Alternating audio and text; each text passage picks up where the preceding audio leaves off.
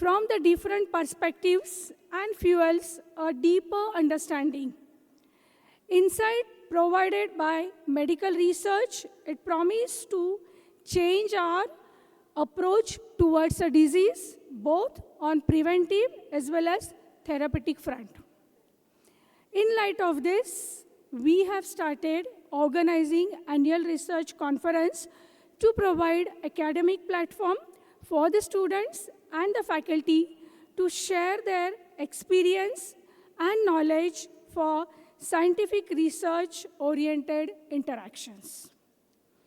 Now, the theme for this 12th Annual Research Conference is Metabolic Syndrome, a Global Health Challenge. Why we have given a thought to select this theme? Usually, we select a theme on the recent health issues so that the researchers who are there in this conference, they can light us, they can share their experiences, and so we are here. We all know there has been rapid transition in the disease spectrum over past several decades. A shift from communicable diseases to non-communicable diseases. And these non-communicable diseases, they are the result of genetic, physiological, and environmental behavioral factors. They are a cause of person's lifestyle. Lifestyle, I mean the way we live, the way we work, and go about our everyday lives.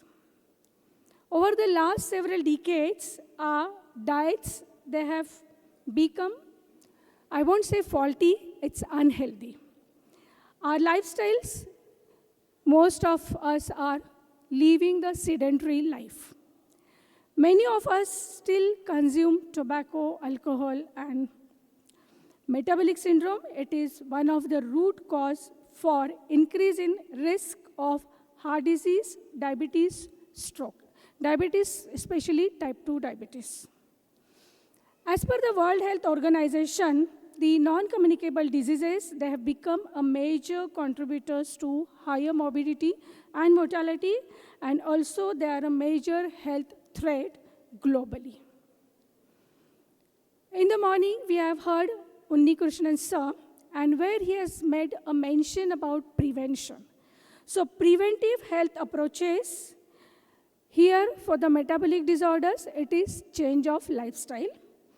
The preventive health approaches, they are proven effective strategies in reducing disease burden with lower cost as compared to the cost which is required for treating the non-communicable diseases. So this conference aims to provide a multidisciplinary holistic approach to tackle metabolic syndrome. And thus, we have chosen the topics and resource persons very apt for the theme of this conference. I just would like a special mention of this particular conference. For the first time, we have opened this platform for our undergraduate students to showcase their research talents. So a request to all the delegates, please listen to our undergraduate students. Once again, I welcome each one of you, and I hope you all have a good time for this 2 days conference. Thank you, everyone. Thank you so much, ma'am. Indeed, MIMER is always willing and looking forward to provide platforms to everybody who is interested in showcasing academics. Now, it's my absolute privilege and such a proud moment for me to introduce our chief guest for today, Dr. Sundaram Natarajan, sir. Sir is the Chief Clinical Services at Aditya Jyot Eye Hospital and the Chief of Vitretinal Services at Dr. Agarwal's Group of Eye Hospitals. Sir is the Managing Trustee of Kamala Sundaram Foundation at Mumbai and also the founding chairman of Sundaram Natarajan Blind Free India Foundation at Chennai.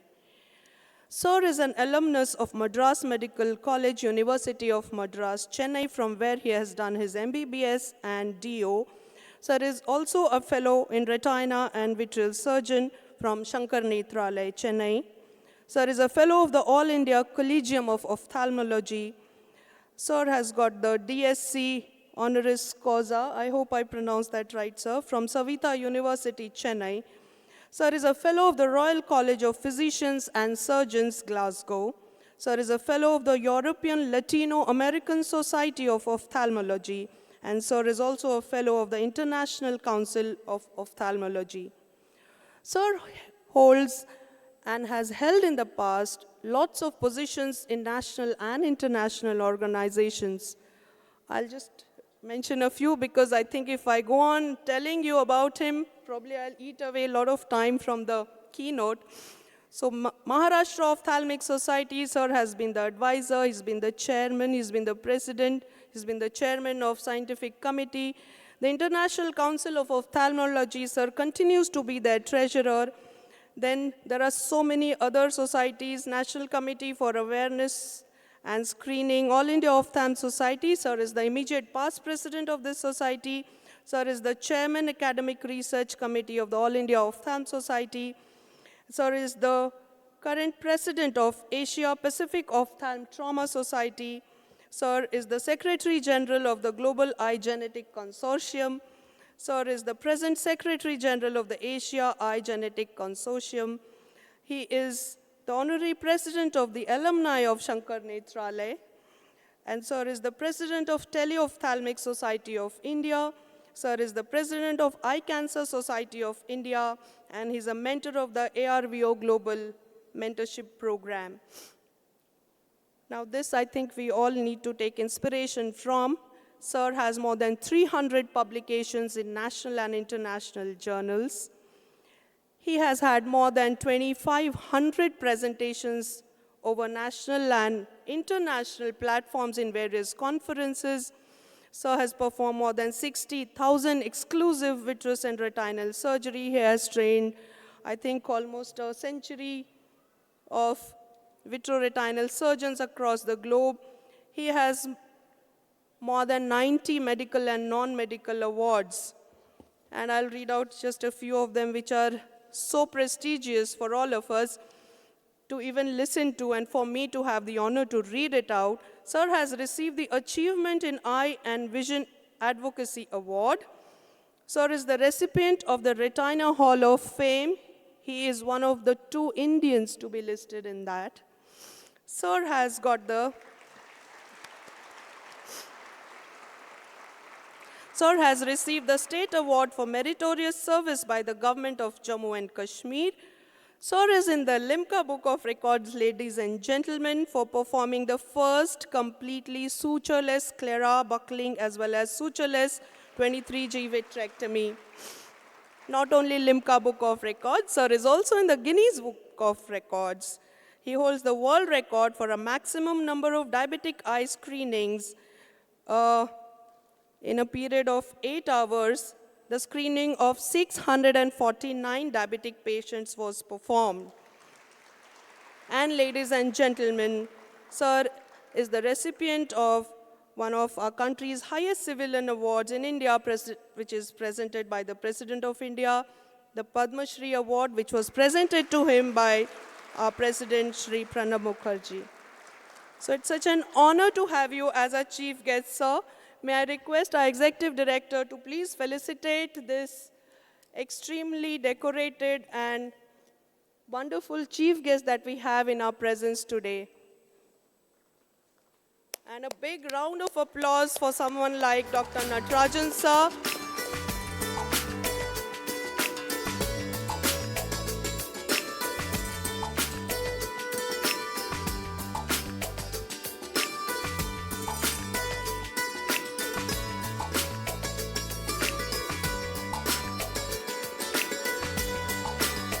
Honor of our annual research conference goes several notches up by having you in our presence, sir.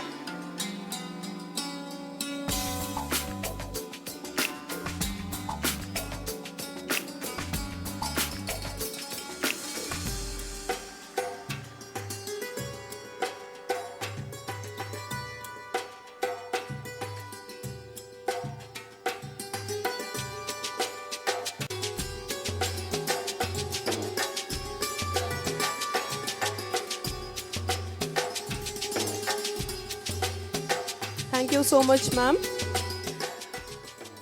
Just like light is symbolized, symbolic of knowledge, and darkness is said to be symbolic of ignorance.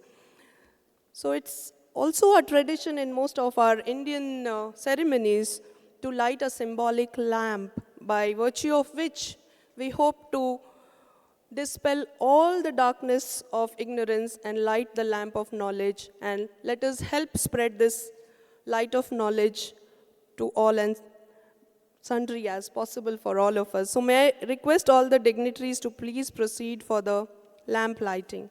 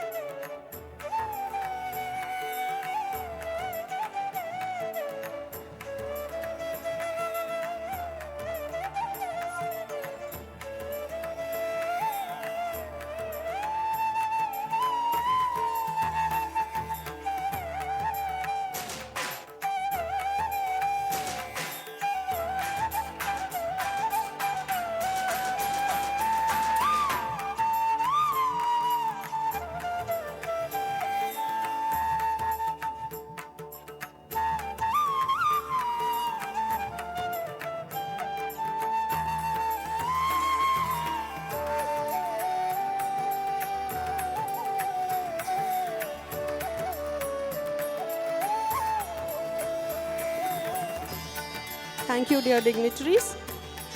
Now the proceedings of the conference in the form of abstracts have been put together in a form of a souvenir.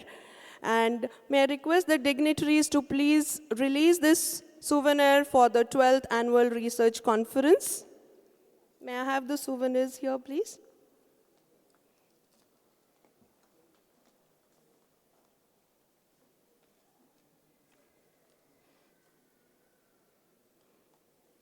For the information of the registered delegates, this will be available in e-form and all of you can have access to it. And it's a rich content of academic topics which have been put together.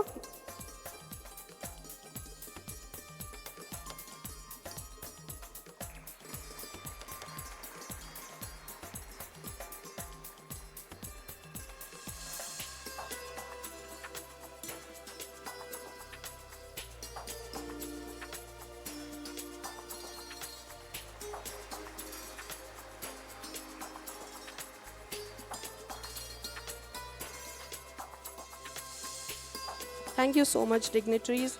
It's time for what everybody is probably waiting for, and that is the keynote address. May I please call upon Dr. Natarajan to please deliver his keynote address.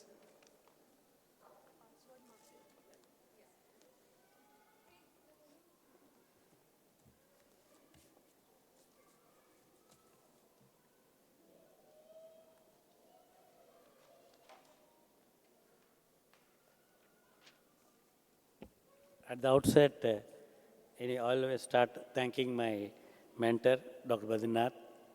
So may I request Colonel Gupta sir to stand for a second. I know you're not well. So I'm here only because of him. And thank you, sir. And please sit down, sir. And actually, I didn't know how big is the college and how big is the function, because whatever Colonel Gupta says, I do. And I was emotional when I spoke to him day yesterday. I told him, I said, whenever I talk to you, I remember Dr. Badrinath, the man who made us. And he was senior to me by age, but because of the IPKF and then the military, Dr. Badrinath decided to do free surgery for all the army people and also soldiers who are injured in the IPKF, and also that time earlier in '84 in Operation Blue Star. So that's how Colonel Gupta joined Shankar Nethralaya, even though he was elder to me. But thanks to Dr. Badrinath, I became a vitreoretinal surgeon at the age of 27, and I'm sure many doctors I have not settled until 30, and a lot of fellows struggle, and thank God, that's why I call it a Purva Janma Punya. And today, I'm totally like January 12th is my Guru Swami Vivekananda's birthday, and I'm a follower of Ramakrishna Mutt, and I want to tell this small story before I start, because the entire project which I'm talking, I've decided to do something impossible. What Swami Vivekananda told me to do is make India blind free. So that's why I made a company. I know in my lifetime I may not achieve it. Swami Vivekananda dreamt of the Ramakrishna mission and Ramakrishna Mutt from 1895.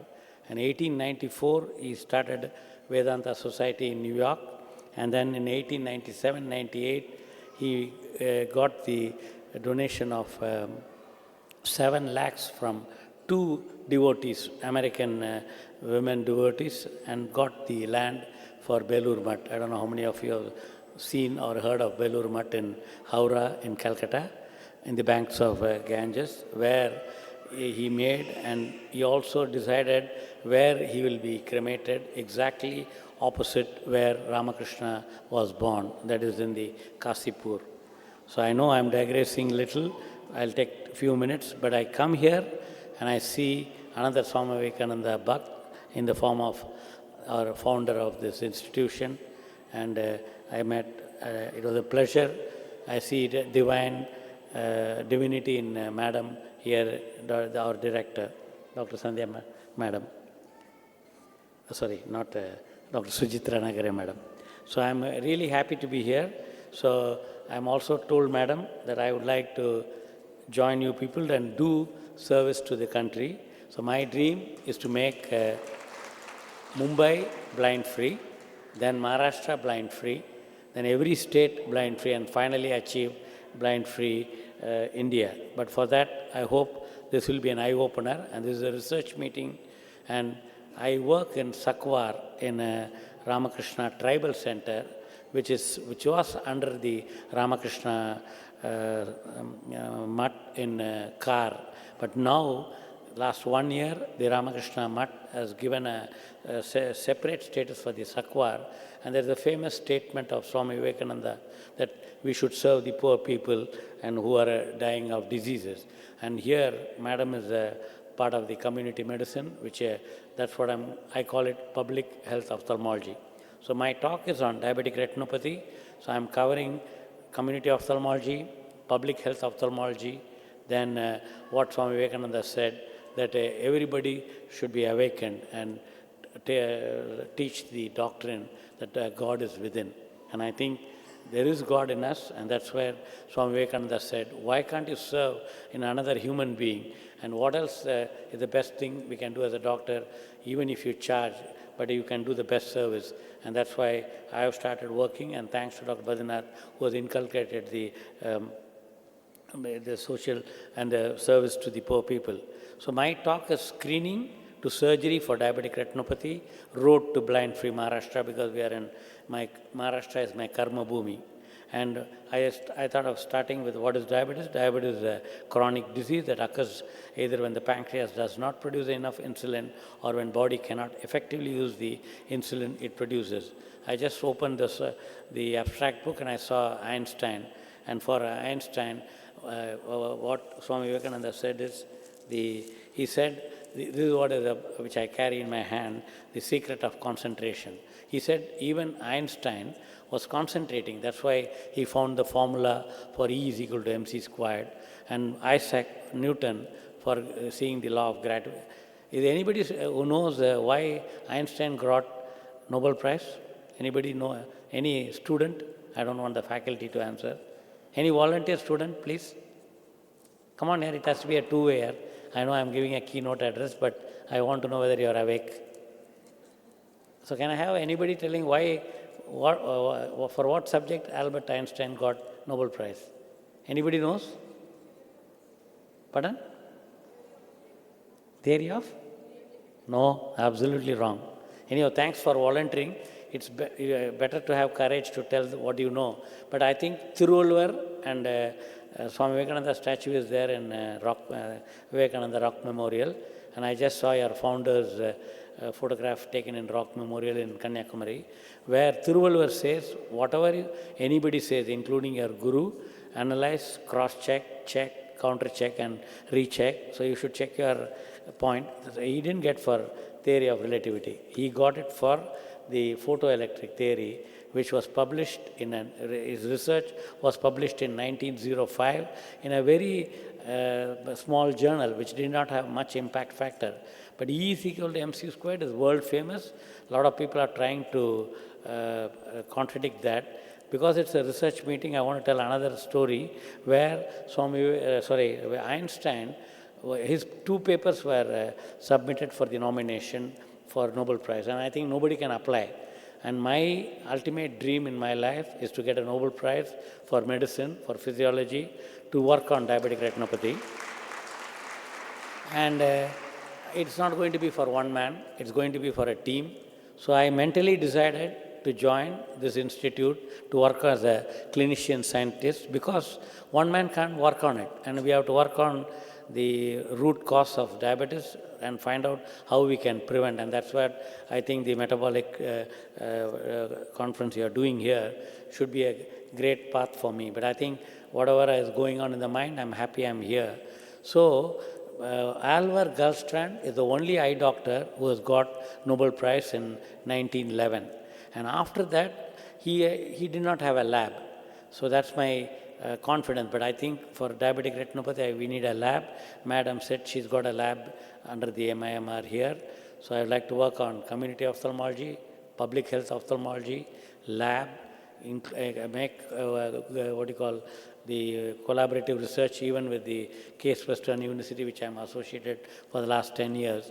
And we have to do something together. I'm happy to say one Dr. Sudha Iyengar, a basic scientist, who's heading the research with me, and again, an Indian origin scientist. So we have to do, and I think today, India, which I will be talking, India has the maximum number of diabetes. We should not be proud of that. It's a sad part. And I know Swami Vivekananda almost became blind when he died in 1902 because of vitreous hemorrhage. He had proliferative diabetic retinopathy, and he died because, anybody knows when was the insulin found? When was insulin found? I was seeing a lot of Nobel laureates' picture when I walked into the director's room, but I didn't see Dr. Banting's picture. Dr. Banting his birthday is November 14th. He got the Nobel Prize in 1927. So 1902, Swami Vivekananda died. Insulin came in 1927, and then he got the Nobel Prize. So we are all working on that. So why I'm saying this is, for research, we need concentration, and concentration is the essence of all knowledge.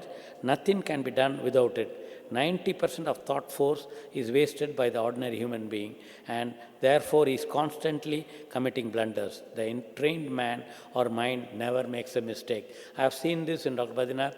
I don't think he read what Swami Vivekananda said, but he was doing it without, and he also said, to me, the very essence of education is concentration of mind, not the collecting of facts. Unfortunately, people are mugging, people are reading and remembering facts.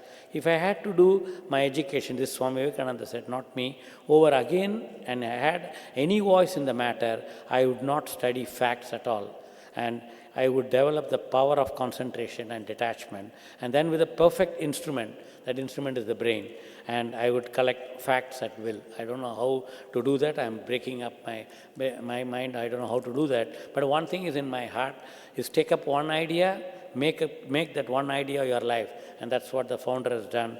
Think of it, dream of it, live on that idea. I'm doing that. In ophthalmology is the only thing. So ophthalmology made me alone, because I live alone, but I'm doing all the time. When I sleep, when I get up, ophthalmology is in my mind. I only dream, I breathe in and out that vitreous, and now working on diabetic retinopathy. Let the brain, muscles, nerves, every part of your body be full of that idea, and just leave every other idea alone. And this is the way to success, and this is the way the great spiritual giants are produced. And I saw the spiritual leaders' photographs, and also Madam showed me so many things. She's given me the box of books I'm going to definitely read. And you are part of that institute. I'm sure all the students are not understanding where you come for degree and you want to get the degree and go. But try to imbibe something, I mean 1/100th of what is happening spiritual here. And I'm glad Madam took me to Lord Shiva temple. I was just telling her, after following Swami Vivekananda, he says, God is within and our body is the temple, and sanctum sanctorum is your heart. But we need to go to temple because I'm born in Madurai, one of the biggest temple, where if you go around 3 rounds of Madurai temple, you'll have excellent exercise because it will be few kilometers. And if you see, it is made in 7th century. And then Dr.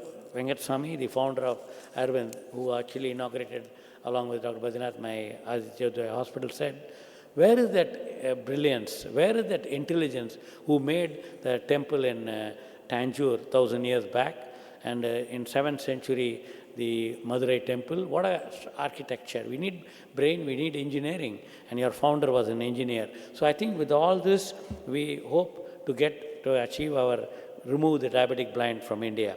And I wanted to say why I'm here is diabetes can lead to severe damage. In the eye, it produces blindness. In the brain, you have a transient ischemic attack, stroke, and cognitive impairment. What is the use of life when you're having that? And kidney damage, and nephropathy, renal dialysis, and death.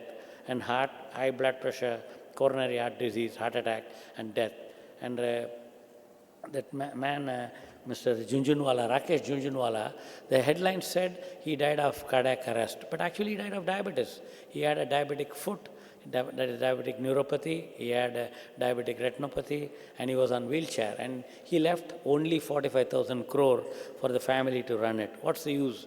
And I think I'm nothing against him, but what I'm trying to tell is you can create wealth, but the wealth has to go back to the people, and that's what I'm seeing in the multiple institutions here.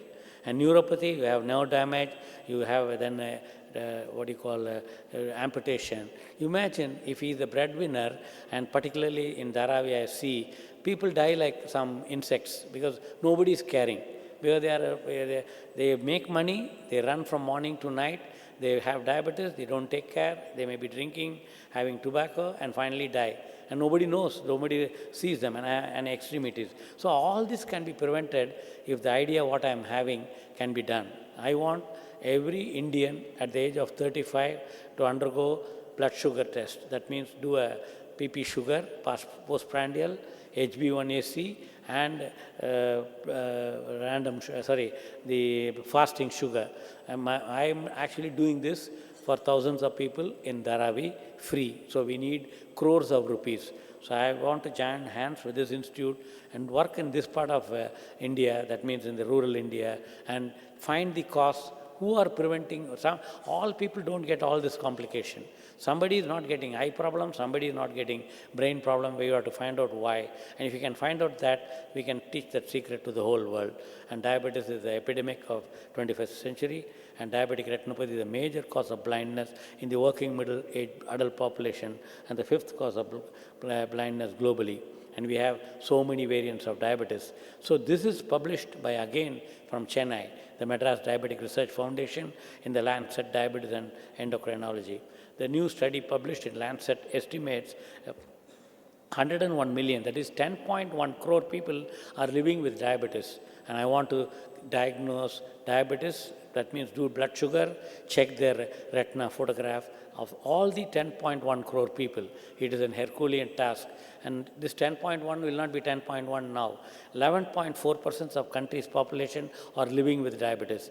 And among them, 58 million, that means 5.8 crore people do not know they have diabetes. Why? Because they're not checked. They say, I don't have any complaint.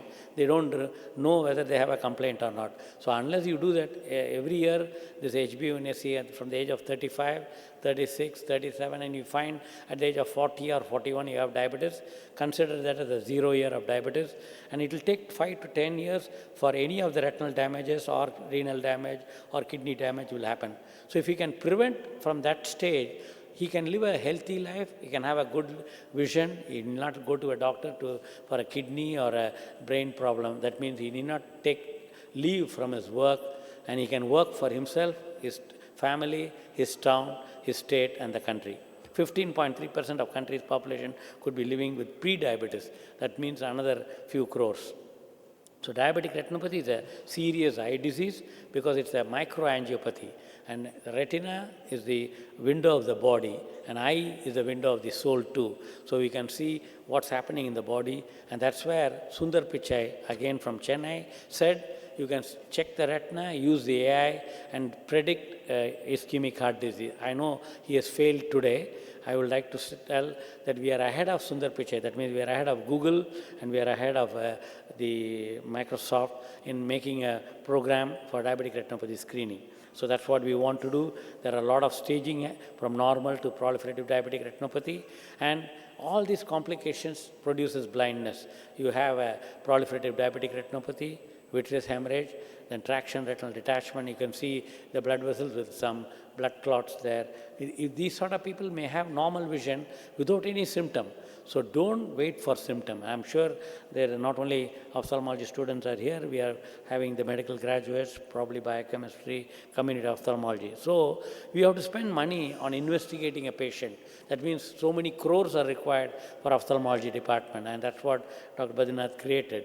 This is fundus fluorescent angiography. You can see there is a lot of circulation not happening, and that's what is the problem of diabetic, which produces problem all over the body, and only in retina you can see. And retina and kidney, you can see like a same pathology will be happening. And we have to use this ocular OCT, the ocular tomography for computerized tomography to check the layers of retina. When this was introduced, I was the first one to introduce in India, and Dr. Badrinath asked me, what are you going to do with this instrument? It's so expensive. I said, I want to be first, so I did it, but I'm happy. Now every ophthalmology practice in India and all over the world, you cannot practice without OCT because it is an optical section of the retina without cutting the eye. That means it is like a pathology is cutting the tissue and seeing under microscope. Here you use the diode light which goes and makes the layers of retina by coming back, thanks to Dr. Carmen Pulfiato, and two engineers developed it. Engineering and ophthalmology go together, and what else? You have an engineering college founder and a medical college founder here. I think we have to come and not do the same thing what the whole country is doing. We have to do something different, and we have to create an institute of clinician scientists to do something, to go to the root cause. One is to do screening, one is to find the root cause of all this, and no need to spend money on investigating. But 90% we can prevent. Still, in spite of all the efforts, 10% will have problem, and that's why we need advanced technology. And again, now instead of using a dye like fluorescent, we can use OCT angiography. This is a subtraction technique in imaging. You can check almost like injecting a dye and taking photograph, where we don't have to use a dye, and a lot of 1 out of 1 lakh can have anaphylactic reaction. And if that patient develops vitreous hemorrhage, you need to do B-scan sonography, and we have to do color photography, and we have to do 7-layer. And now we have the wide-angle photograph. It costs few crores. But what I'm saying is if you do keep the retina normal from the age of 35 with diabetes, you can live with 40, 50 years without complication. And they have a Queen Elizabeth Foundation in UK where they give award to a patient if you live with diabetes with 50 years with no complication or 25 years with no complication. I think our both institutions should come and probably start with the villages who have diabetes and who are living with diabetes with no complication and give them recognition. Giving them medal and money is not useful, but I think you have to recognize, write articles in the newspapers saying that you can. And you may have to do laser, again it's costly, and this is how we destroy the peripheral retina. So if you keep the retina normal, you don't have to undergo all this. And this is what you call, the lower part is like a valley, but that's the OCT of the macula, the central part of fovea, and the upper part is like a mountain, and that's the swelling of the retina. And any patient can see what's the point in having a complication and coming to us and telling us, sir, every month you have to give injection, and I'm only this much income, and they want concession, they have to beg. Why? If you prevent it, you don't have to beg, you can live with the head up. And if you develop hemorrhage, you have to do vitrectomy, and that's what Dr. Badrinath brought the first technology of vitreous surgery from America to India. He came back in 1971 and established Shankaranetla in 1978. I'm fortunate because of my father was an eye doctor, so I met him in 1972 as a school kid. So I used to visit him as a family friend. Thanks to him, he has seen me, blessed me, and that's why I became a youngest retina surgeon in the world that time and trained a lot of people, and including Dr. Colonel Gupta. So this is a non-clearing vitreous hemorrhage. You can have a sudden blindness, and then if you don't treat, you can develop combined traction and rhegmatogenous detachment. You are tossed, the vitreous becomes taut and pulls the retina. If you still don't treat, you develop new blood vessel on the iris, because the blood vessel is hungry of oxygen. So it looks for oxygen and keeps growing into the vitreous, into the iris. And these sort of eyes, once upon a time, was inoperable. But now we can give anti-VEGF injection and then inject. And the man who did the VEGF, that is the vascular endothelial growth factor, got Nobel Prize. So the main, I'm not going into the detail because the idea is to see how this can be a mission to prevent blindness. So the favorable preoperative factors, and then these are the unfavorable when the macula is detached, and there's the retinal detachment happening. So we also use a digital microscope, thanks to Mr. Bajaj, who gave me the first digital microscope to use. And the idea is you enlarge the entire eye like a big screen, and nowadays I operate, I don't look into the binoculars, wear a 3D glass, see the screen and operate. And this is the, okay. So anyhow, this has it's a revolutionary technology. So all this is costing crores. And I think that somebody has to pay for it. I got it through a foundation. The patient has to pay. So unfortunately, I'm the most expensive, but I'm proud that I'm charging like in New York or like Johns Hopkins, or that's for the rich people. But what about poor people? That's why, thanks to another foundation, I'm starting, I can tell the name, Sahachari Foundation. They have given me 4 crores, and I'm starting a charitable and a free retina surgery with the state of the art in Dharavi. And I want to serve the people, and they don't know me.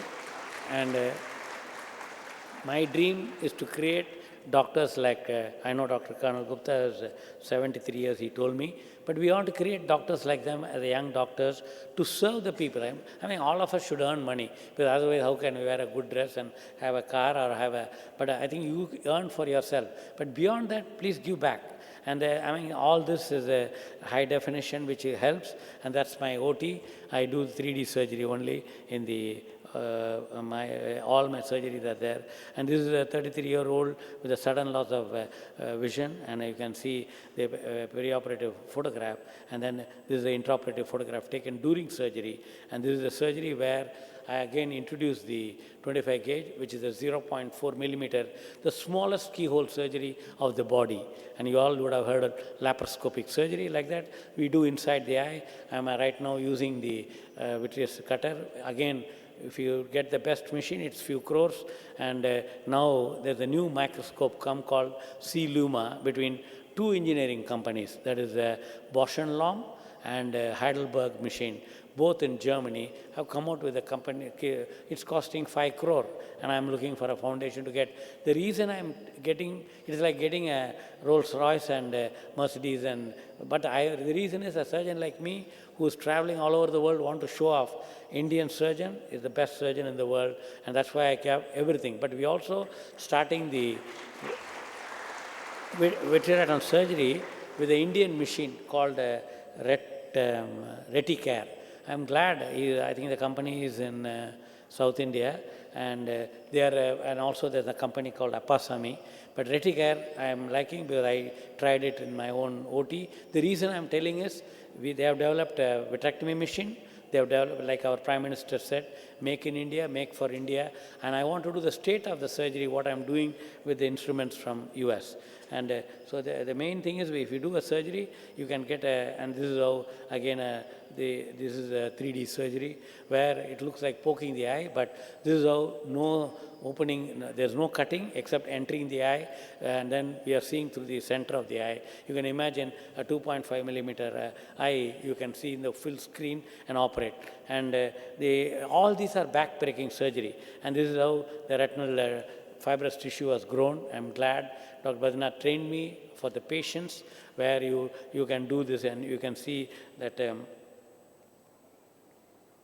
so again, you will see the eye with fully blood, but you do microsurgery to dissect those membranes. It takes hours to dissect it. The art is in removing this scar tissue from the surface of retina by catching. That means a biomanual surgery. I'm here using the cutter. The idea is to remove the tissue over the retina, which is stronger than the retina, where you can produce retinal tear.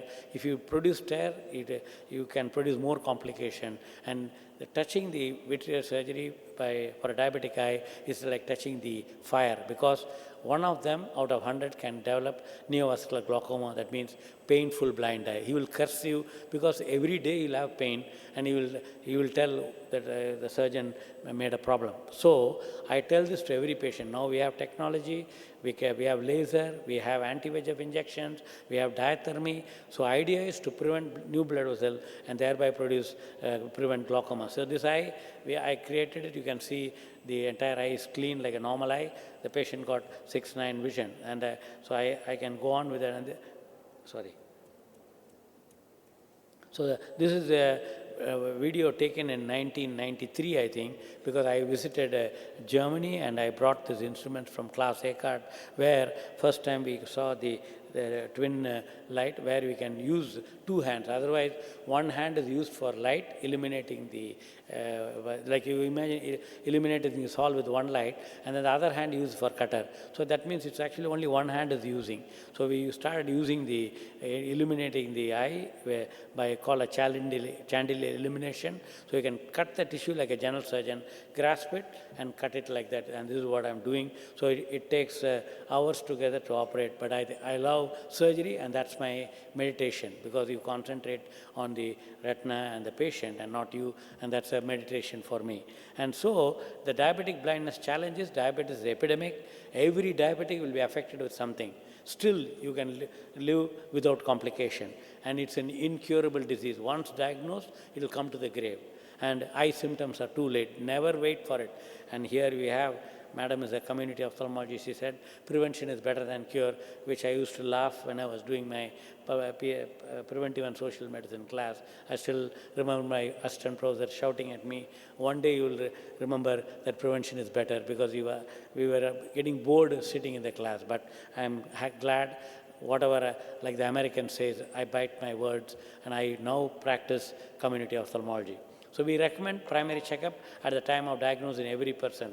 Prevention is better than cure, because I'm repeating this because I'm an aggressive and a vitreoretinal surgeon, done the maximum number of vitreoretinal surgery both in diabetes and in trauma. I worked in Kashmir during the Burwan Wani's killing, where stole pelleting happened. I went alone, and I'm not afraid of anything, because Swami Vivekananda said, fear is equal to death and faith is equal to strength. So we need multidisciplinary approach. You have endocrinologist, dietitian, ophthalmologist. I need community ophthalmology also. So I made this terminology, screening through teleophthalmology to prevent diabetic blindness. And I call this Jot Se Jot Jalao. As the president of All India Ophthalmic Society, I got elected in 2017. I started working with this slogan. People were saying, what are you a politician? You want to do something? No, it may be like a politician's talk, but we need politicians, and I think I know I am treating a lot of politicians, and I'm going to ask without any, sharam, that I want land, I want this, but now I will work, and my plan is I want this to be done, and I want to create eye care angels, and I hope all of you will be that eye care angels or diabetes care angels. We need to do screen, we need to diagnose them. In cancer, if you are working, if you screen and diagnose in India, and if you don't treat, you are liable for prosecution. But unfortunately, in diabetes, it's not so. But I want to do a moral this thing for everybody. We have to do screening, make sure you diagnose, and also treat them. So this is I want this to be implemented by the community ophthalmology department here, and also preventive and social medicine and ophthalmology.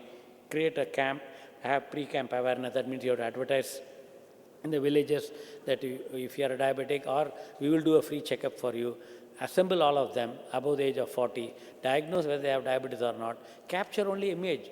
And we don't need to send doctors, we don't need to send technician, we don't need to send any technician. So I want even a person who's illiterate, that means the people who are sitting at home in villages can be trained, because all of them are using this GPay or phone pay, or so they know to use the smartphone. I think I'm happy. I don't know how many of you know how many villages we have. We have about 6,47,640 villages. My dream is to not visit, to screen all of them. And I want to approach our Prime Minister, because he's the only one who's able to address all the village panchayats in one go, once a year. And that's how he created that all of them to have an account, online account for making them into the use the online payment. So we can use the same thing to screen retina. So if you can screen retina, you can have the image studied by image graders, or a reading center, or by ophthalmologist, or an offline, because or an online AI. So we have only one eye doctor per 100,000 in India, and there's low awareness or ignorance in India, and 70% of India live here in this part of the country. And I work with the endocrinologists. We made this diamond study, diabetic retinopathy awareness and association with multiple comorbidities. So I am the president of Tele-Ophthalmic Society of India. Our colleague, Dr. Kim, who is the director of retina in Arvind, is the president of Telemedicine Society of India. And we both want to create this teleophthalmology, where we can do the remote screening and have the images in the centers like here, and then somebody can work, not the doctor. And in the US, BA or BSc graduates are there in the image grading, and they study. But now we don't need them also. We only need computers, and we can use them. So this is the TOSI website, that is the Tele-Ophthalmic Society. Dr. Kim is the vice president, and Dr. B. Nageshwara Subudhi is the... So the point here is we collect data, and that can be useful for research. We can do the blood test for them, have them for research, combine the blood tests for the heart, for the kidney, for the eye, protein, and that means renal profile, cardiac profile. We can combine to use the machine learning, combine this and make something for Indian population.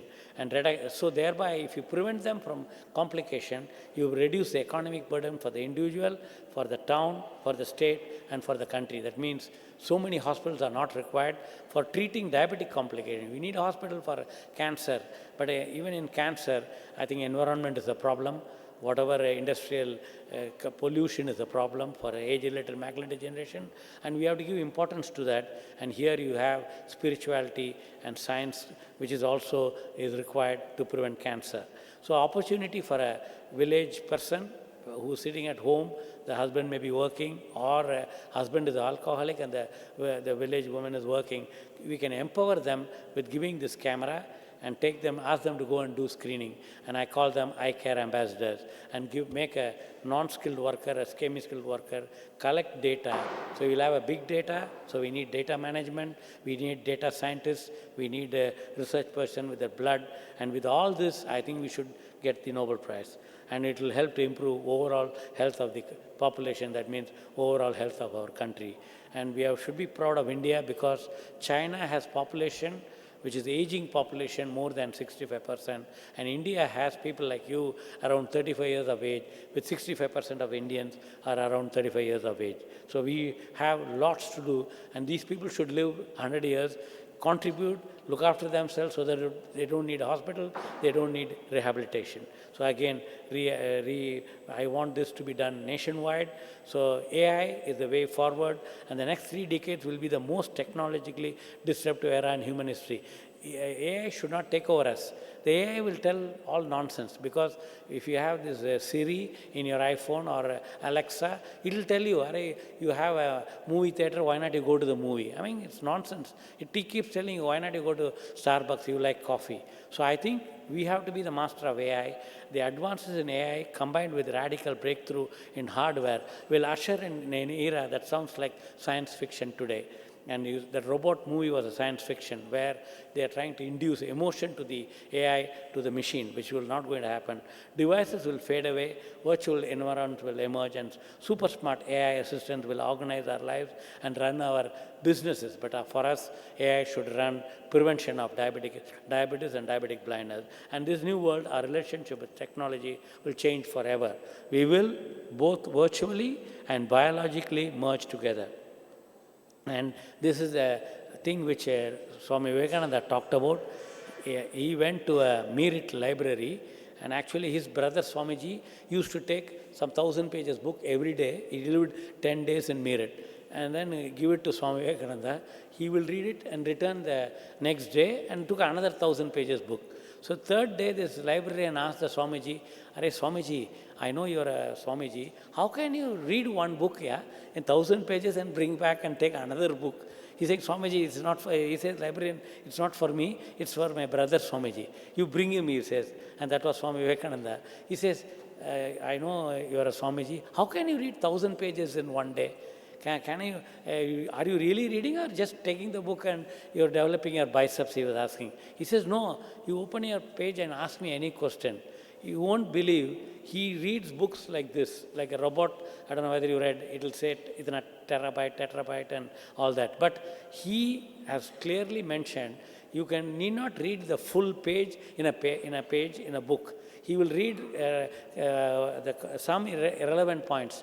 And I don't know, I am developing that. So I don't read the full book. But we can get the essence of the book. And he won't read line by line, word by word.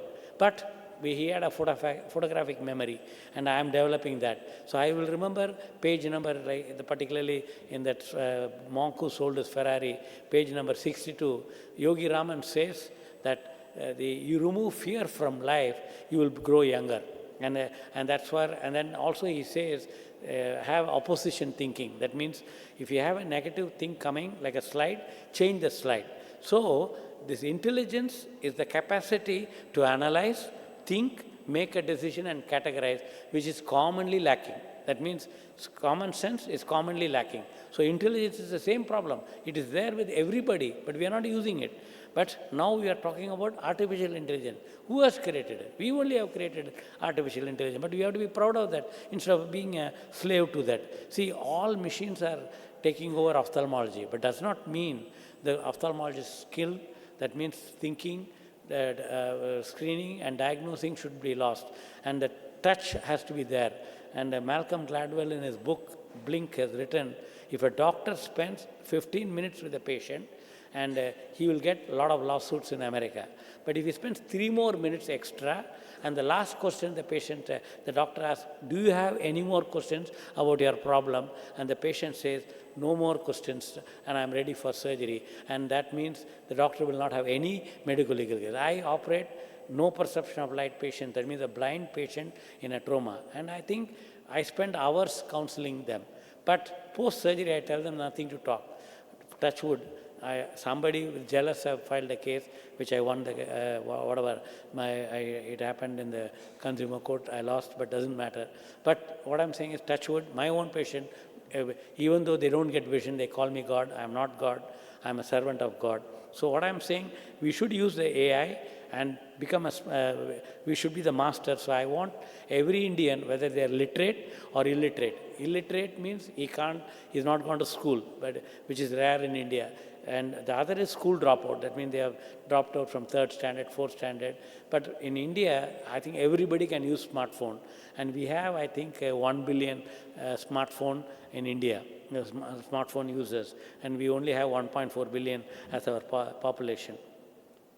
So this is what I want to do. Anybody can screen diabetic retinopathy. That means they only have to take a photograph. So this is what I want to do. Use the iPhone mounted on an infrared device. So everybody can use the iPhone that has got a software, thanks to the company called Remedio, and it's in Bangalore. I don't have any financial interest. I visited a RSSDA conference in Ahmedabad in 2018. I saw the stall. I saw this equipment. I said, I want to buy it and use it. I did that first project, which I'll be showing. So that's what is my project, use of offline AI in prediction of diabetic retinopathy using a fundus on phone camera. So this is the video which shows that anybody can use this mobile phone, take a photograph, see the photograph. And even I can't take a good photograph like this because I'm not being trained now. I only use the mastermind. And this is the media software developed by endocrinologist's son, along with an engineer, again engineer, from Sweden with a company called Medios. And that blue color is the one which diagnoses the abnormal of the color. Multiple images or thousands of images are stored in the iPhone. So in 10 seconds, the iPhone will tell, if you apply that software, that who will have to go to a retina specialist and who will not. That means out of 100 patients in a village, only 5 may have to come to the retina department. And then among them, 1 or 2 will require laser or injection or surgery.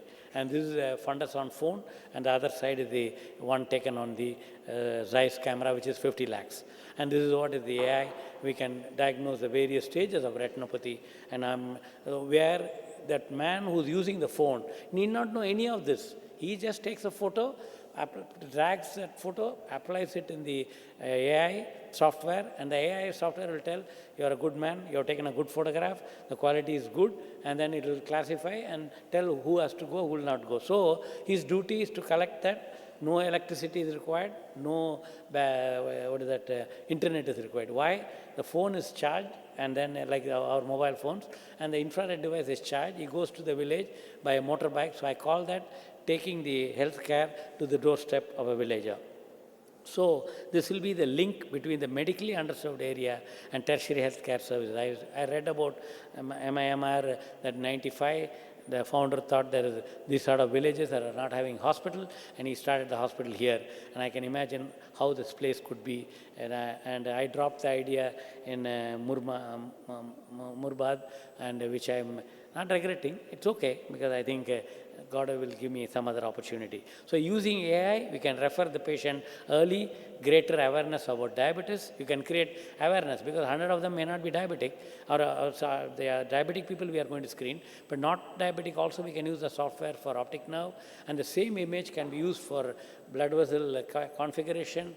If they have a heart problem, that data can be merged, and then we can predict heart attack 5 years before, teach him to eat good diet, good exercise, low-fat diet, and then if you are a diabetic, use the oral anti-diabetic, live happily, and don't waste money. And this was the first system approved in University of Iowa for the same technology, which is 40 lakhs, and now this is in 4.5 lakhs. And this Wisconsin study is there. Forus is an Indian company, and then this was images captured by anybody, analysis of all images, and sensitivity is done. So this is a research question I asked, and this is a research conference today. I want each of you to create your own research question. Go to your teacher, mentor, assistant professor, and ask, this is my idea, can I do it? It may be stupid, so what? And how will you know that the idea is stupid unless you go to your teacher? So this was my research question. Is AI reliable to pick out those in need for an eye doctor? So our pilot study is a first of its kind in the world. Use of offline AI for screening. This I had to talk to the company, Medios, Remedio, and now they got 100 crore investment, and we did it with the Municipal Corporation of Greater Mumbai. So we did only 250 patients, where 231 out of 251 consented for prediction. We had our own the ethics committee, and I'm sure you're having research. So we did the field trial. Their average diabetes duration was 5.5 years. Patients with no diabetic retinopathy was 187, according to the eye doctor. And AI found out 172 patients with no DR, no diabetic retinopathy, which means 8% were overdiagnosed by AI. And So this was our study, 100% sensitivity, AI versus ophthalmologist. And what happens if the image is poor? That also, the reliability rule out non-diabetic retinopathy dropped to 81.9%. But referable diabetic retinopathy was still 100% reliable. That means whatever the image quality is bad because of cataract or because of some problem in the eye, you still can get answer. So this is the sensitivity is 100% and specificity is 81.9 if the poor image. If the image is good, it's 88.4. So the ophthalmologist found 15 patients with the referable diabetic retinopathy, and AI also marked these patients as referable. So reliability of AI for screening population for diabetic retinopathy need for eye checkup by an eye doctor is 100%. So we can use all villagers, call them eye care angels. I hope Madam will agree and do this in this part. So this is our result. So this we published in JAMA 2019. And there was a special invited commentary from Johns Hopkins. They called it, this is the future of diabetic retinopathy screening. But today, we are the leaders for this in the world. And I'm glad American Academy of Ophthalmology is talking about it. And my friend Shobha Shivaprasad got one of the best researcher award in Moorfield. And that was the most viewed article in 2019, 4,904 views. So now the same company has come out with the same photograph. You can do 3 diagnoses: diabetic retinopathy, age-related macular degeneration, and glaucoma. So Google has done a company called DeepMind, but somehow they are not able to come. So this is the key benefit. So primary prevention, effective screening program we need, so that only for people with without complaint, only seeing the photograph. And you can imagine daily you collect, one person collects 100 photographs, and then hundreds of people collect hundreds of photographs. It becomes 1,000 into 10,000 into lakh into crores. So if you have crore images, imagine what is our power of the computing and analysis. Dr. Natarajan coined the word diabetes as diabetes invariably affects both eyes. Test your eyes soon. So we want IMA, and this is a public initiative video which we made. The President of All India Ophthalmic Society, I would like to thank the International Advertising Agency for starting this competition for making a campaign on preventing diabetic blindness.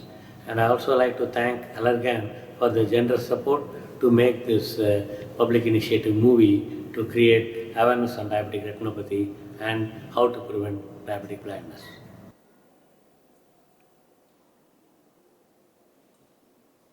So this is what I want everybody to know. Are you a diabetic? Do you know you may go blind? So this is what...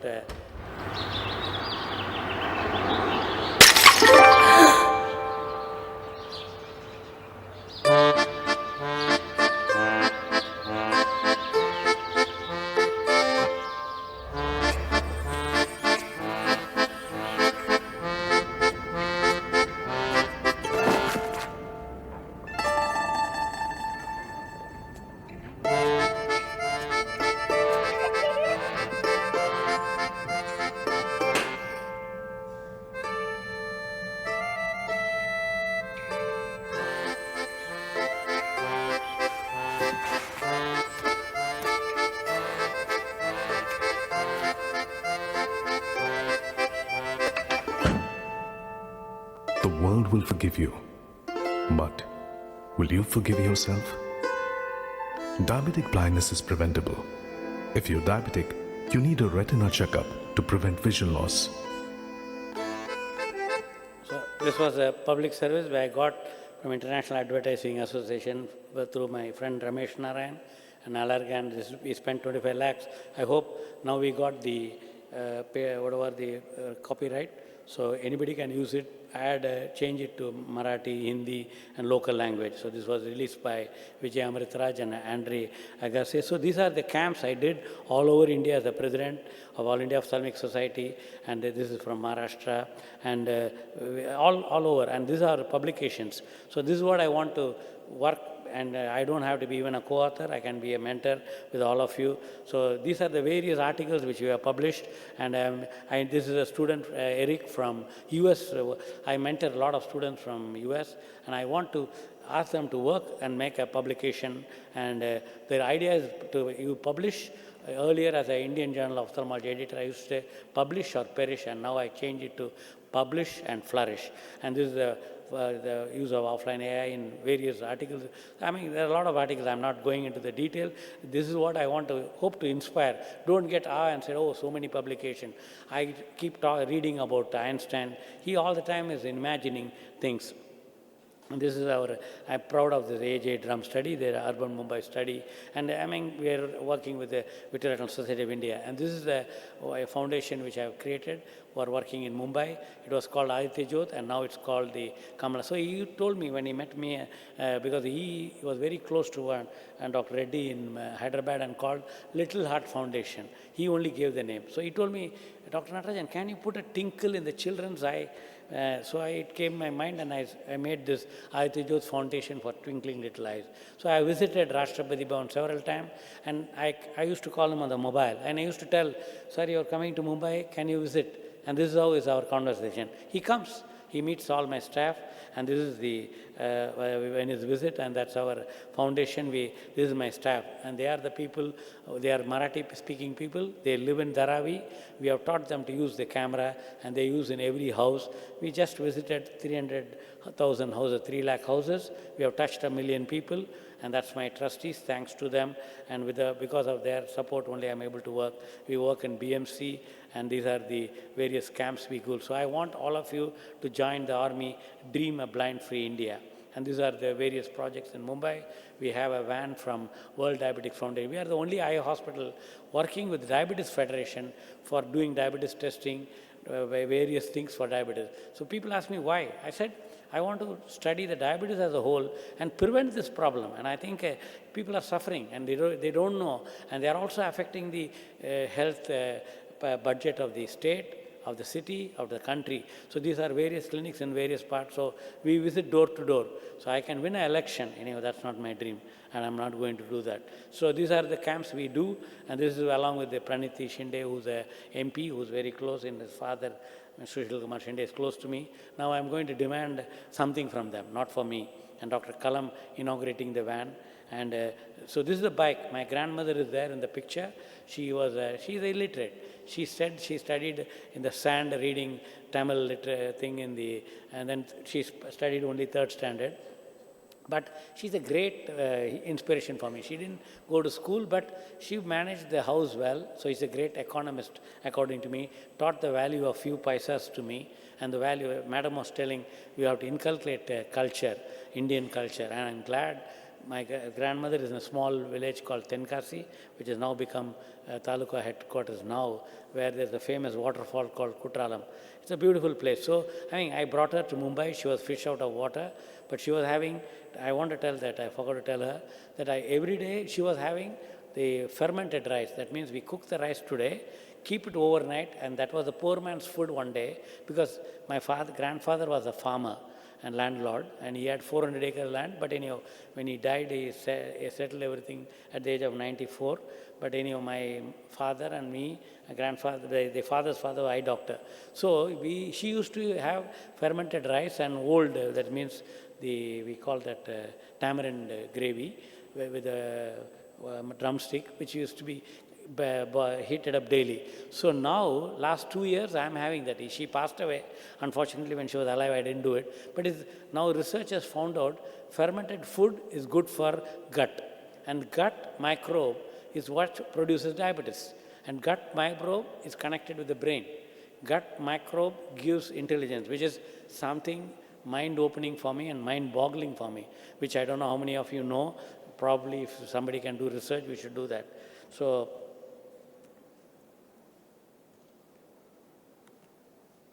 okay. So anyhow, these are the various, so this we created a Guinness record which was mentioned. So I want this to be done by Government of India, various state societies, Rotary, Lions, IMA, and we did in Netrakum. So today I decided, why not we do in the Netrakum in 2025? I'm planning to write to the Chief Minister of UP and probably the Kashi Vishwanath Trust and many people, I know a lot of people in UP, I have a connection because of Lord Shiva.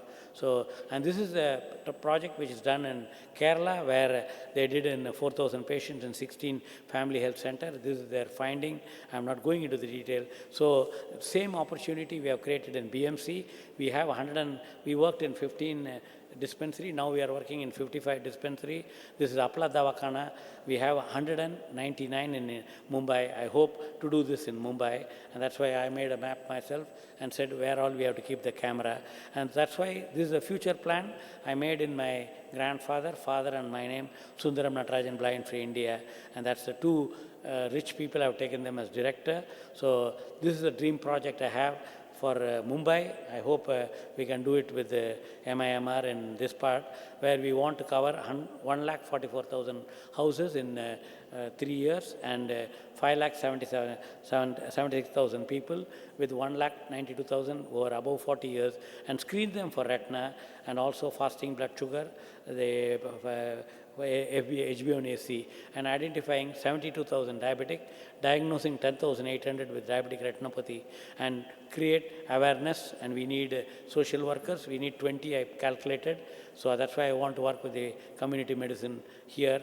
And finally, improved health outcomes through early detection and timely intervention, reduce national health care costs. So we need the health policy people, health economic people to work with us to calculate the cost. By doing this, by spending 400 rupees a person, we can prevent diabetic retinopathy lifelong, and then diabetes complication lifelong, and contribute to the nation's wealth.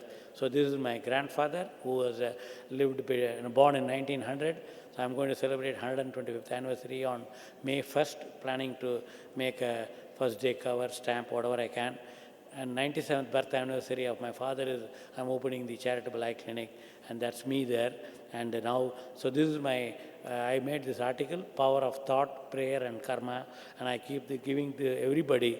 So I always tell, when Sai Baba was alive, he was a fakir and he was a poor man, and now, after he passed away, they are putting diamond, gold, and made the temple big.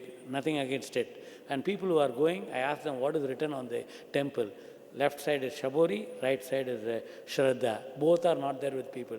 Everybody's Shraddha and Shabori is in the lips, in the heart. They are having worry for their family, for their disease, keep crying. So Swami Vivekananda said, if you have faith, it is equal to light. If you have worry, fear, it is equal to dark. So how can you have, I ask the patient, how much you have faith? They will say 100%, and that's in the lip. How much you are worried for your eye problem? Oh, no, sir, 90%. You'll say. I said, what is 100 minus 90? They will say, 100 minus 90 is 10. I said, no. According to Baba Natarajan, that is me, who's a rich man now, because I'm rich, people don't listen to me. And Sai Baba was a poor man, and when he was there, they didn't listen, but now he's written Shraddha, Shabari, nobody is listening. So, with this, I want to say, every citizen deserves eye checkup. Not only open the eye, open their mind. And I quote my Guru, Swami Vivekananda, thank Dr. Badrinath for whatever I am, and thank Mata, Pita, Guru, Mitra, Deva. They alone live who live for others. And if you are working only for your family, for yourself, you are not fit to live. And don't live. He says it's equivalent to a dead corpse. So they alone live who live for others. Rest are equivalent to dead. Thank you very much.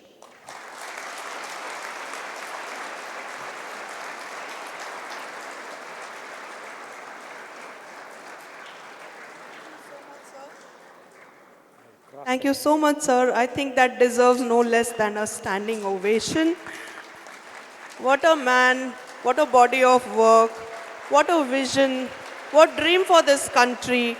And I think this nation has a bright future with medical people, and with the touch of that spirituality and with the humility to remember your guru and your elders and inspire this whole young generation. Thank you so much, sir. What an honor it has been to have you as our chief guest and listen to you. Thank you so much. Now it's time to listen to another great person, our own leader, fearless in her pursuit of leading us And that's why we see conferences like you. That's why we have the privilege to listen to people like you, our Executive Director, Dr. Suchitra Nagre, ma'am. Thank you, Dr. Sushma. A very warm good afternoon to all of you. All the dignitaries on the dais and off the dais. I'm so happy that the conference is going on so well. I was just taking a review from Dr. Vaishali about the conference, and the morning lectures about diabetes and the biochemistry of diabetes went on well.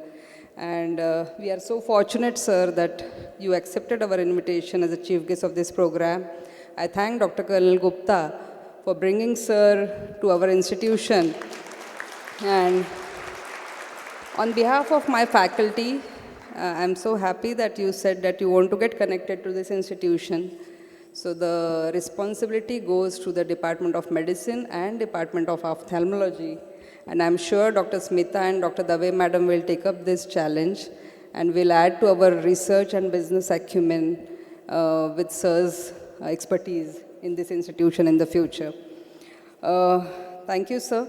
I'll just speak few words after listening to all your elaborate discussion on diabetic retinopathy. I was just thinking what should be the policy of MIMER for our staff who are 35 plus. Maybe we have to do a sugar screening every year, which will be mandatory, because what he was saying was we are not aware of that we are having sugars for 5-10 long years, and then it is suddenly 200 plus, 300 plus, and then we get worried, and then the sugar gets added every time because of the anxiety.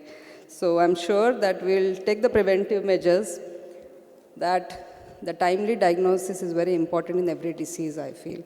And talking about this institution, I'll just say a few words about sir when we were discussing in principal office. He is the third generation ophthalmologist from his family. And his grandmother, he was mentioning, she was 90 plus when she got operated for a fracture.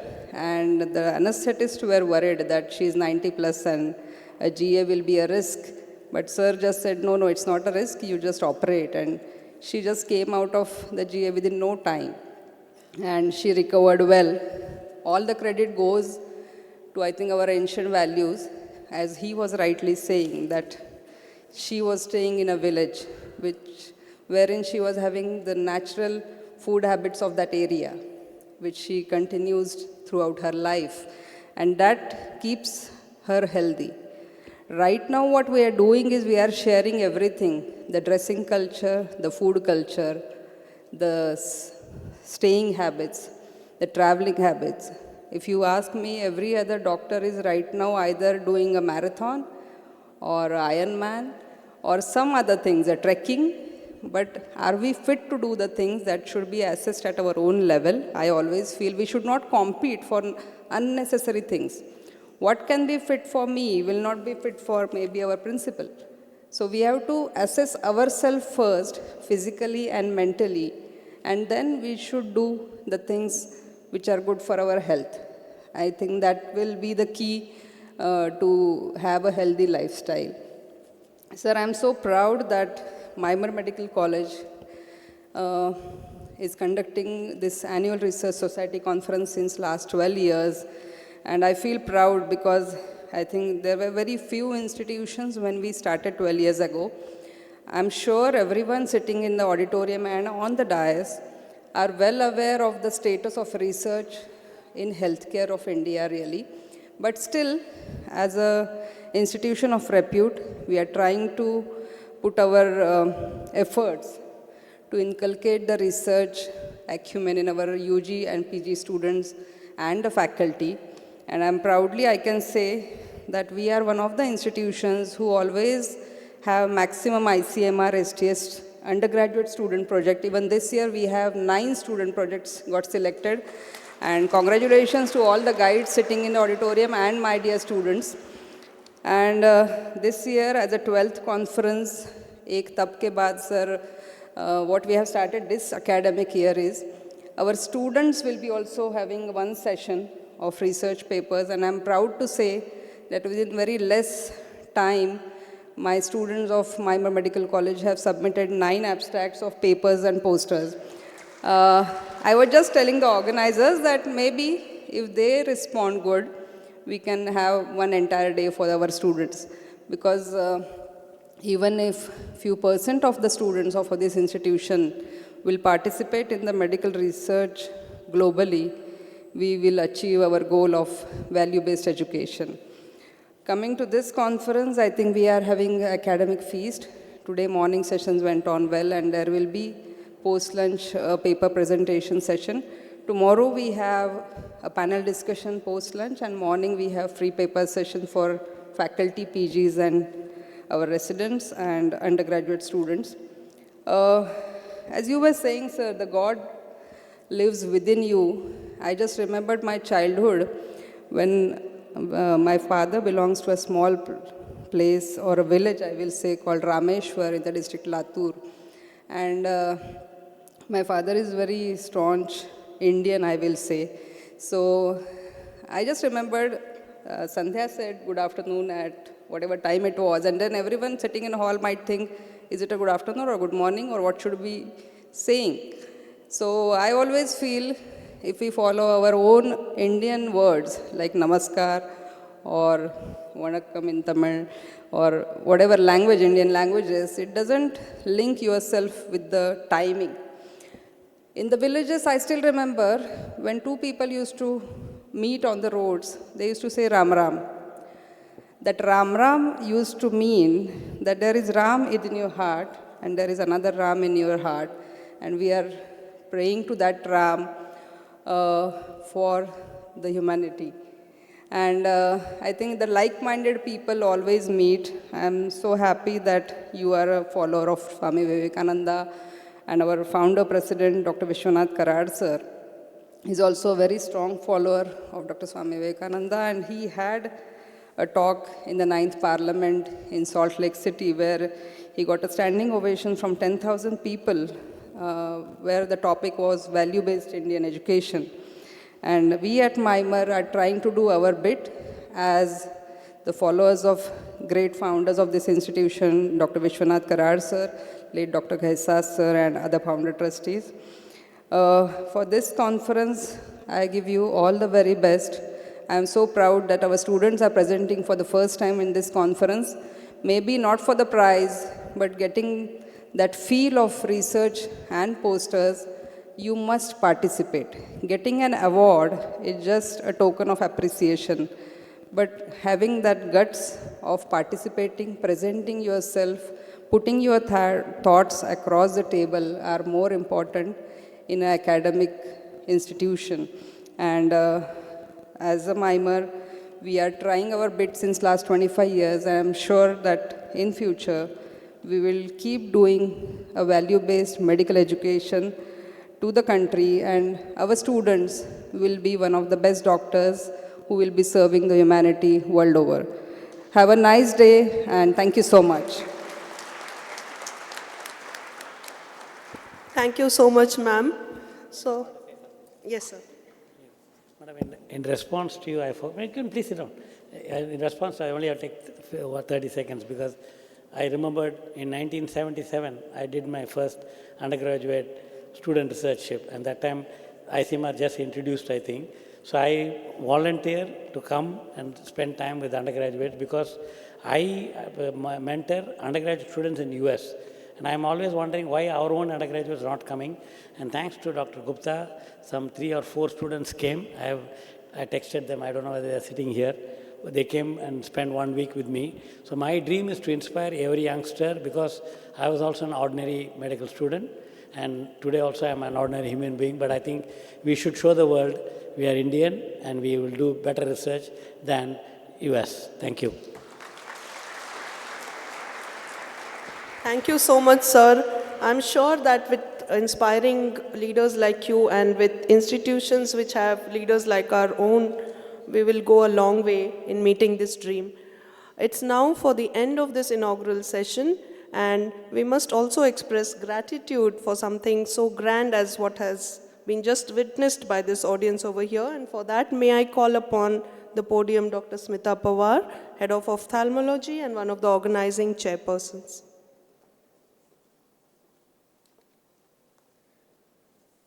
Thank you, Sushma ma'am. Namaskar.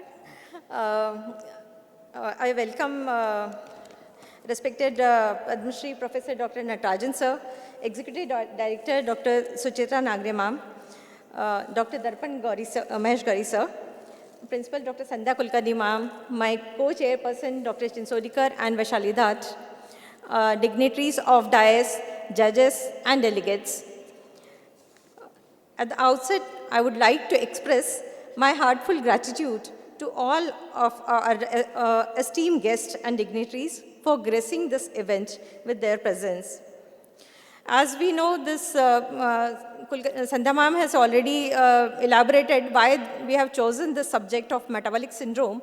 So I will not go into that, but I thank Dr. Unnikrishna sir, who has presented a lucid talk about obesity, how obesity can lead to metabolic syndrome.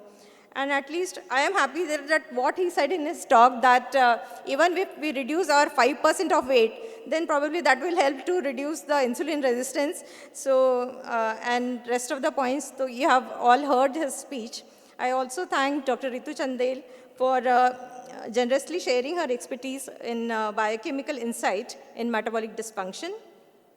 A special thanks to our guest of honor, Padma Shri Professor Dr. Natarajan sir, who is internationally acclaimed vitreoretinal surgeon, for giving such a insightful talk about diabetic retinopathy, and not only regarding his extensive experiences there in vitreoretina, but also I think he's he's a great orator, as well as a lot of philosophy is there in his speech.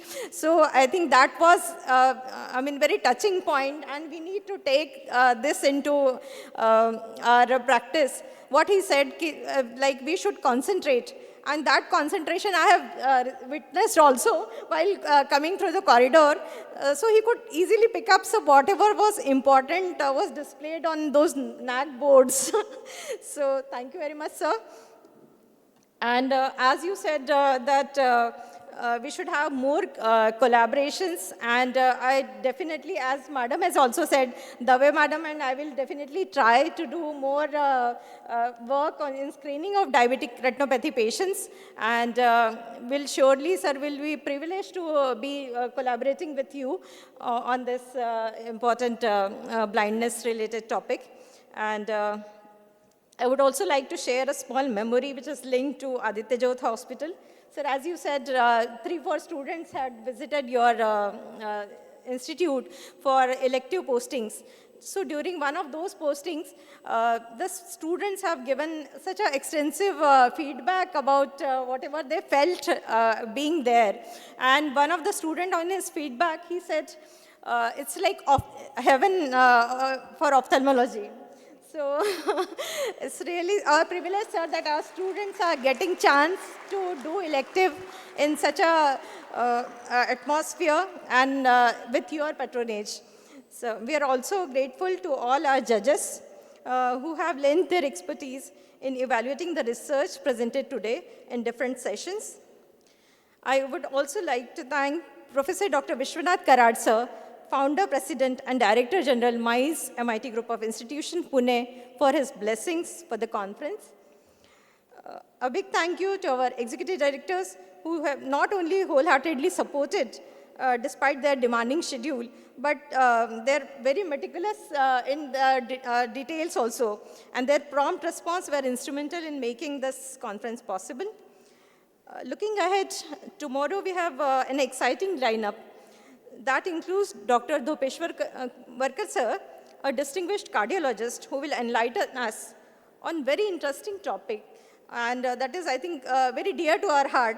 That is importance of sleep and its relationship to health. Dr. Geeta Dharmati, renowned nutritionist, she will be delivering a talk on evidence-based strategies on the role of nutrition in preventing metabolic syndrome. So I hope all the delegates will be there to get the insight into metabolic syndrome, and whatever the preventive strategies are there, they'll follow this. This will be followed by a panel discussion, as Madam has already said, that is decoding metabolic syndrome, in which esteemed panelists Dr. Chandrakant Kansi sir, Dr. Mohan Magdum, Dr. Manisha Patwardhan ma'am will be joining us. And I'm sure that each of these esteemed panelists will bring a wealth of knowledge and practical experience, making this discussion a must-attend session. I would like to thank our MMC observer, Dr. Dattatrey Gopalghare sir, for his kind presence and support. To all present, I extend my gratitude. Together, let us make this conference a resounding success. Thank you so much. Thank you, Dr. Smita Pawar. It's now time for Pasaidan, the 9 verses of the Jnaneshwari, which is said to bring about divine grace. And it is said that you can feel the presence of the divine himself as you recite these verses. So may I request all to rise in your seats for Pasaidan.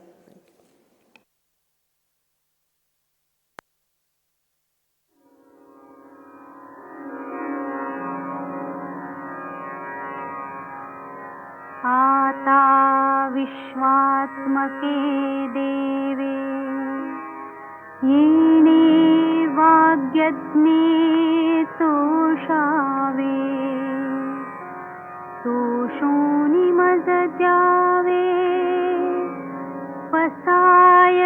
Pasaydan हे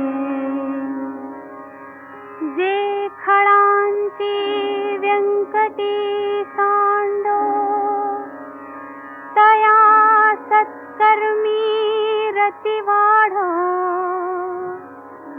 भूता परस्परे पडो मैत्र जीवांचे दुरिताचे तिमिर जाओ विश्वस्वधर्म सूर्ये पाहो जो देवांशील तो तेलाह प्राणी जात वर्षत सकळ मंगळी ईश्वर निष्ठांची मांदियाळी अनवरत भूमंडळी भेट तू भूता चला कल्पतरूंचे आरह चेतना चिंतामणींचे गाव बोलते जे अर्णव पीयूषाचे चंद्रमे जे अलांछन मार्तंड जे तापहीन ते सर्वाही सदा सज्जन सोयरे हो तू किंबहुना सर्व सुखी पूर्ण होनी सिही लोकी भजिजो आदि पुरुषी अखंडित आणि ग्रंथोपजीविये विशेषी लोकीये दृष्टादृष्ट विजये हो आवे जी येथ म्हणे श्री विश्वेश्वराव हा होईल दान पसावो येणे वरे ज्ञान देवो सुखिया